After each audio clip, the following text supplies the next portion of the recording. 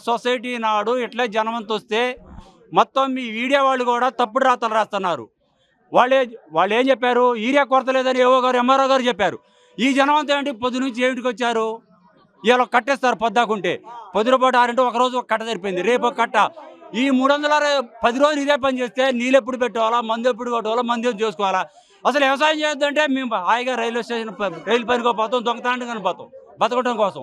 ఇది ఈ ఇక్కడ ఉన్నట్టు ఎంఆర్ఓ ఏవో గారు చదగంతనం వల్లే ఇక్కడ నిర్లక్ష్యం వహించింది. వీళ్ళు సక్రమైన పద్ధతిలో యూరియా అవసరం ఉందని వీళ్ళు ఎందుకు పంపించట్లేదు?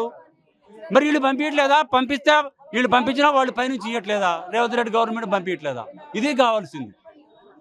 రోజు ఒక కట్ట, రోజు ఒక కట్ట. మనకట్లో 10 ఎకరాలు వేసినాడు, ఒక కట్ట ఇస్తాను పొద్దాక నిలబడి నిలువుగాళ్ళ మీద వీడు ఎక్కడే సరిపోతుంది.